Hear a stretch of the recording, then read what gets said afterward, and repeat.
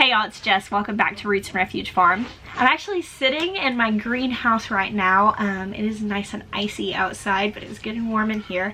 And I am getting my computer set up and getting my whole seed catalog together here from Baker Creek.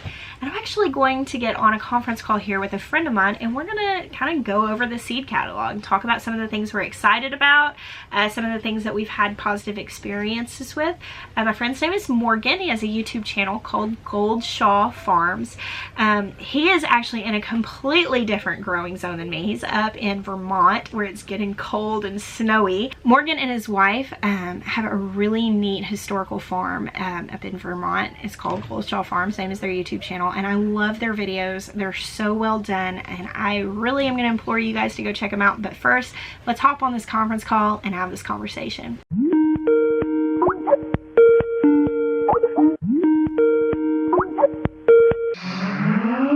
Hey Jess. How are you? I'm doing good. How are you doing? Good. I'm excited to talk to you. I know, this should be a lot of fun today.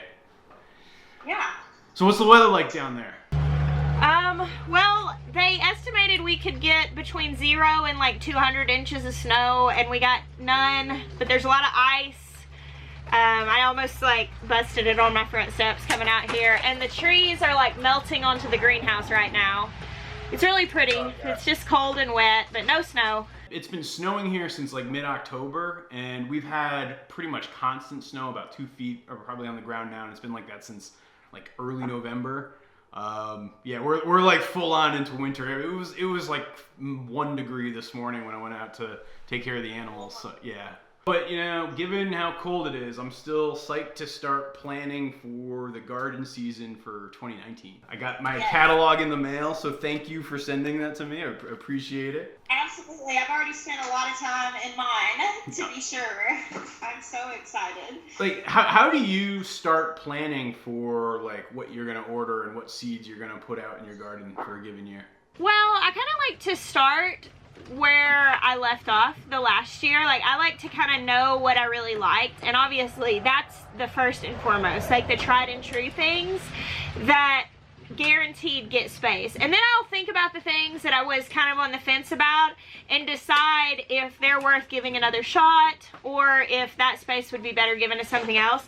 And I kind of just start with like going through catalogs, especially like Baker Creek's big one, and just marking everything that is of interest to me.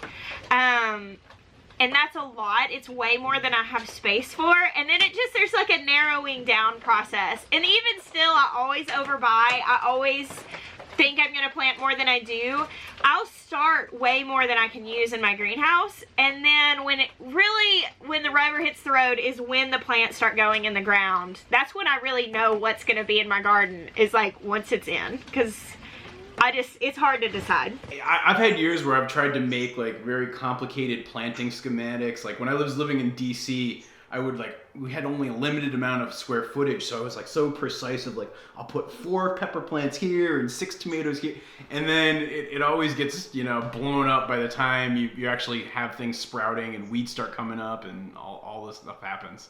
Absolutely. That's exactly my experience too. It just, you know, you just never know exactly what's going to work out until you really get to it. You're right about like when you flip through the catalog and you just like start looking at the pictures and like what's in there, and you just get so excited by like all the beautiful photo, like the possibilities. Yeah, it's very like overwhelming almost. My thing is that I really have to deal with when I'm looking in the catalog is I have to be really honest about what grows well here and what I can grow well, because I have a really hard time with beans, like dried beans. They tend to get like fungusy in the garden because we're just so humid and so hot. And I'm hoping to maybe do better with them this year because we're going to do a second garden space and I can grow a lot more.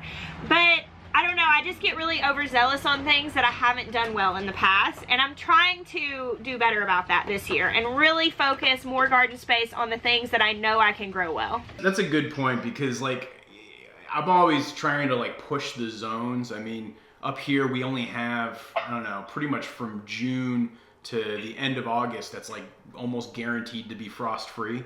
And so with that tight of a window, I always want to stretch it and do more things like, more aggressive with tomatoes, and every time I've tried that so far, it just doesn't work out. I mean, even here, we have long seasons, but peppers, you really have to start them early if you want to get a lot out of them. I had a really hard year with peppers this year because we had such a cool spring.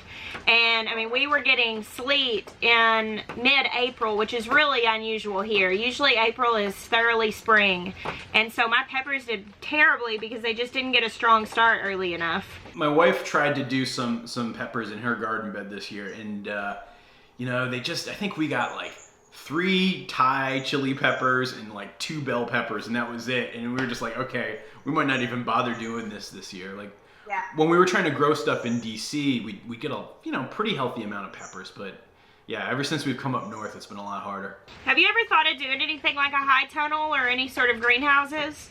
Yeah, it's like on that mile-long list of to-dos, build the greenhouse. I have a whole bunch of old storm windows from when we renovated our house in the barn that I want to make into a greenhouse, but it's just a matter of getting the time to do that.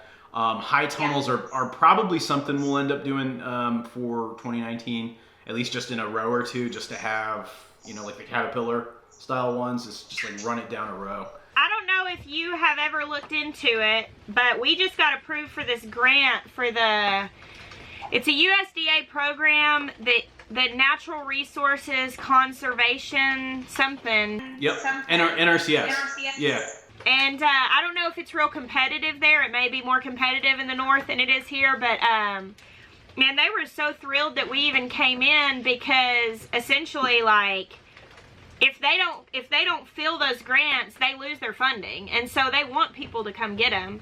And we ended up applying for that and getting that grant. So we're going to be putting a high tunnel up, and they'll allow you in a place that's not competitive. You can apply every year. We won't. We don't need that much space, but they'll let you put up multiple ones. That's really cool. How much space are you doing this year? In my garden total, we currently have... Our fenced garden is 10,000 square feet, but that's including like walkways and dead space and all of that. In the raised garden beds, there's about 2,000 square feet of planting space, and then in the ground, there's probably another like 2,000 or 3,000 square feet of planting space. And what we're doing in the ground this year in that garden area is a lot of perennials, setting up asparagus, a lot of berries, and that sort of thing. We're going to put a high tunnel in the back with that grant. And we, I believe, are putting in the largest one that they will allow us to, which is 30 by 100, which is very large. But that will be, there's going to be some raised beds in that, and then some in the ground, like with a heavily mulch, like no dig type method.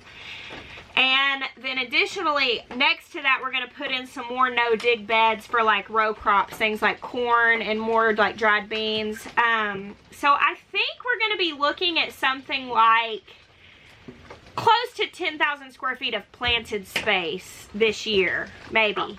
For us, I think we are gonna have probably about 3,500 square feet of planted space, which is almost tripling what we did last year. But it's funny because it takes a lot of work for every square foot that you're really planting and managing, between the weeding and mulching and watering. It's a lot of work. It's a lot of work. We're putting in irrigation this year. Previously, we've watered by hand, like with hoses and drip hoses too, but mostly by hand. And also, I've started really studying a lot of like the Back to Eden and then Charles Dowding's methods of no dig. And that really does cut back on the amount of work that you have to do. And so I can't imagine doing that much gardening space really traditionally with a lot of tilling and all of that, because it's just so much work. But I think it'll be manageable with those methods. I hope. Here's to hoping.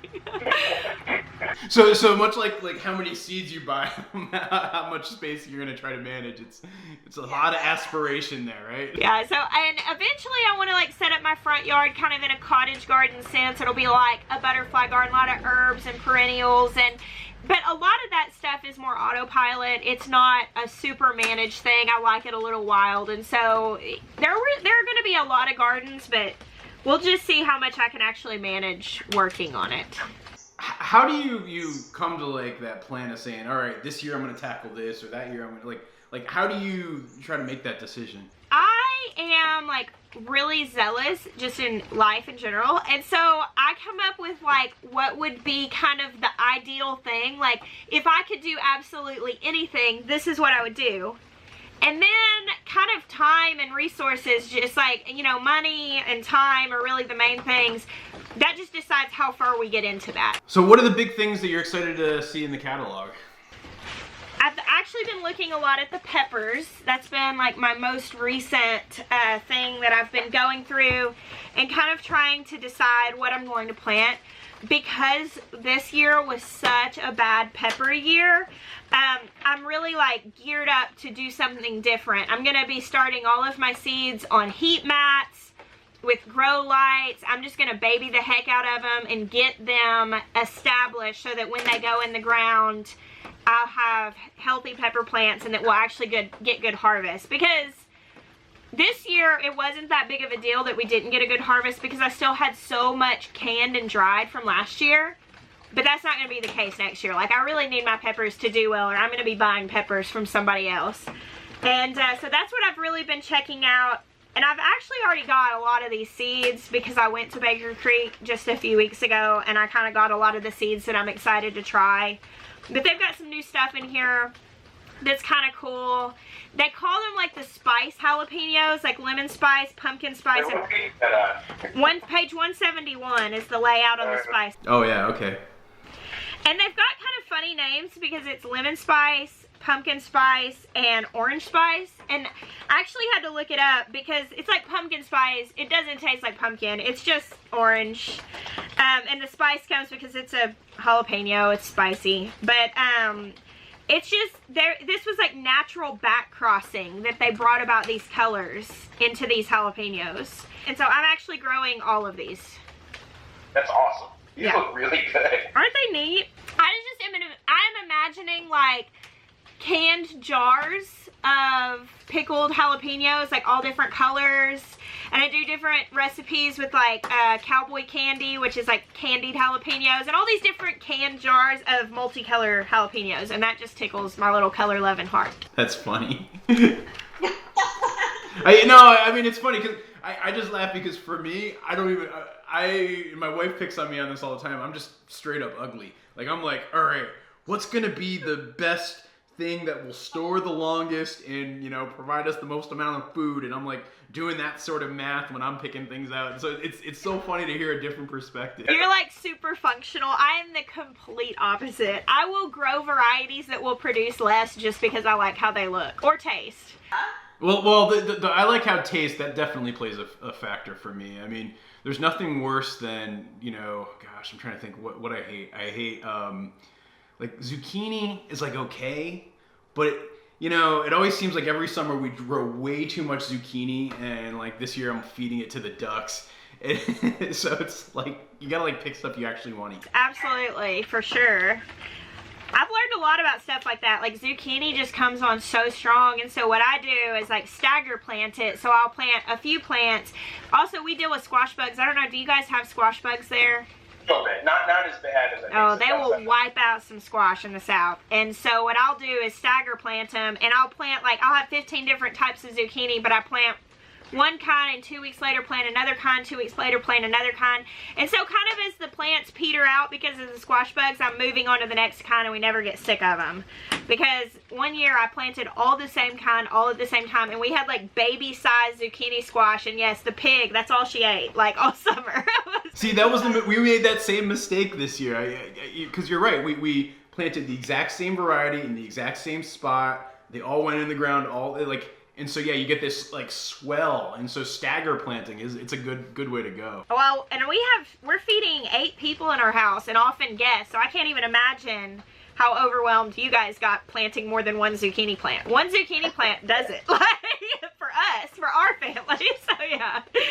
No, you're totally right. Your ducks were probably turning their beaks up at zucchini by the end of the summer. Exactly. So what other ones are you have for this year? Okay, here's another cool one. This is not a pepper, this is a radish. Page 192 and 193. So these are these new radishes Baker Creek just got. And we actually got to sample these out of their greenhouse while we were there.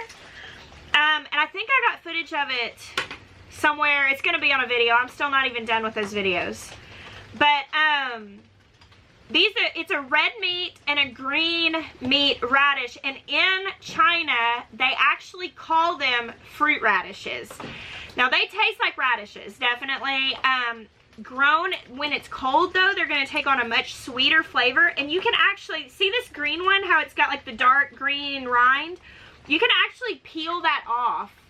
Like, it just peels off in a layer. And the meat on the inside doesn't have nearly as much radish flavor.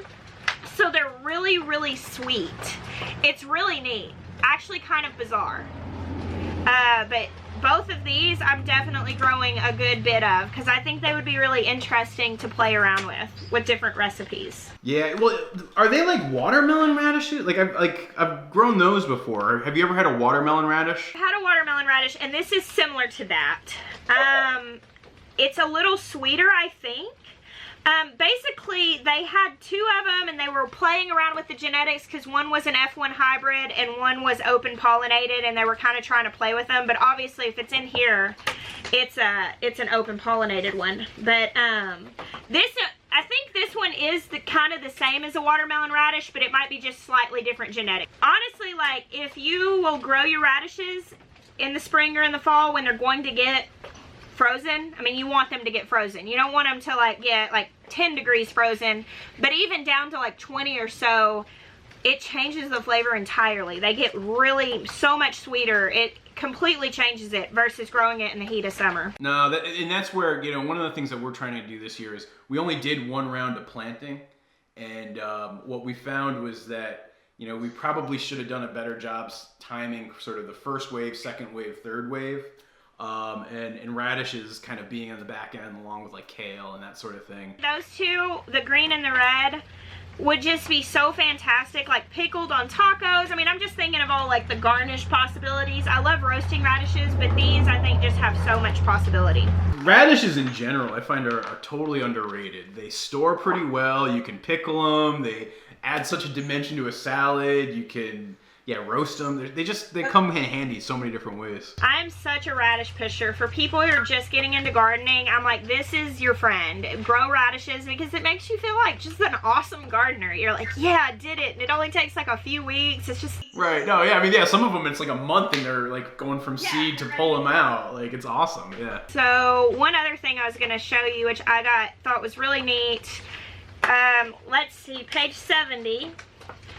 Is this black nebula carrot. Oh, whoa. That's nuts looking. That's crazy. And then also on 73 is the Pusa Sida. And these 2 are the darkest carrots that they have. And I want to say, I am so, like, I don't like making wrong statements, but I'm pretty sure I'm right in saying that these are the 2 the 2 carrots that have the highest anthocyanins that are like in circulation at all right now. But at the very least, I can confidently say that these 2, the Black Nebula and the Pusa Sida, are the ones that are highest in anthocyanins that Baker Creek carries. I know that's for sure. All right, now I'm gonna have to admit an anthocyanin. Anthocyanins are the things that make vegetables like purple, and it's also kind of, it's essentially like one of the aspects of like a superfood. So it's really good. They have many perks as far as like health benefits. And so when you're eating food that is purple, like blueberries, you see a lot in the acai berries and the things that really get pushed as superfoods, they're superfoods because of the anthocyanins that are in them. And so like purple food is typically good for you because it has anthocyanins.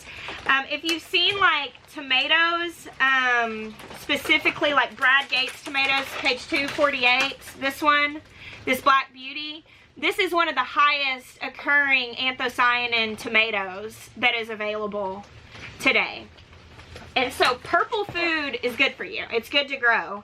And those 2 carrots are delicious so rich in anthocyanins that literally eating them, your fingers will be stained purple for the rest of the day. It turns your lips and your mouth like black purple, and you can actually use those to dye food with. Like, they have such a natural color that you could actually cook those into soups, mash them into potatoes, rice. I mean, the possibilities are endless in these carrots as far as coloring food and just having a really unique and fun thing. Oh, that's awesome. All right, yeah, all right. Those are going on my list. And like, if you're marketing, I mean, like, come on, like, because my thing with like farmers marketing, okay, so I know that you're like a functional guy and you like want to grow things that are efficient. You're like, I'm gonna keep ducks because people want duck eggs, everybody's got chicken eggs. Like, give me the thing that people are gonna buy.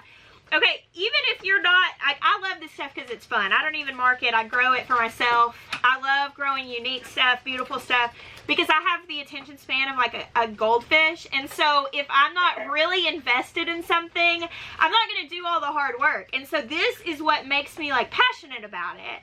So I grow this stuff that's fascinating that I would otherwise never get to see or taste. And so that's what kind of motivates me. But if you're marketing, stuff like this sets you apart, because being able to sell a bunch of carrots, people will pay 5 times more for something like this than they will for just the typical orange carrots, because they think, I can get those at the store, they're on sale, I can even buy the organic ones, and they blow it off. But this, when you tell them, hey, slice up some bits of this and bake some black carrot cake, they're like, oh yeah, that's awesome, that's worth paying much more for it. And it takes no extra work from you to grow these versus regular old. You're totally right about that, because you know, it's so often, it's so much better to be different than try to be better. You know, the margin of how much incrementally better your carrots could come than somebody else is it's incremental if you do it right. But if you have, purple carrots that, you know, you can kind of tell such a great story about, it really would set you apart. That's a great point. Another carrot that was fantastic tasting and also really kind of unique was page 72, the Kyoto Red. That was so tasty, and it's really beautiful because it's got this rich red flesh. So that's kind of unusual. I really liked that one. I got a few packages of that to grow. The thing with carrots, I mean, I've always struggled trying to get them to germinate because you need so much patience with it, but once they take, man, they can do so well up here. Yeah, the main thing with carrots and germination is you've got to keep the soil moist. Otherwise, like, forget about it, because you surface germinate them. If that's what dries out first, is the surface. And so carrots are hard to germinate. That's absolutely a true statement. And I've got several others that I'm going to try, but those were the ones that really, really stood out to me whenever we did the taste test. We got to go through the greenhouse with Jer while we were at Baker Creek, and he pulled about 10 different varieties and we got to taste them. They were just all very wonderful. That was so good. I totally loved getting to talk to Morgan and share that conversation with you guys. Share looking through our catalogs and talking about what we're excited about. Morgan has got a really cool YouTube channel, and he is actually going to be producing these 2 videos off of this conversation in our video footage, one for my channel and one for his. So if you like what you see today, make sure you go check out his channel to catch the rest of this conversation, because we're kind of splitting it up so that you guys can get as much of that as you want on these 2 videos. So you guys go check out Goldshaw Farms. If you're not already following them, go check out Baker Creek. Get yourself a seed catalog to tide you over these cold months. If there's anything in the catalog that you love, that you can't wait to try, and that you've had great success with, go ahead and throw it down in the comments below, because I'd totally love to hear your feedback as well. Thank you again for joining us here today. I so appreciate you watching. God bless you. Until next time.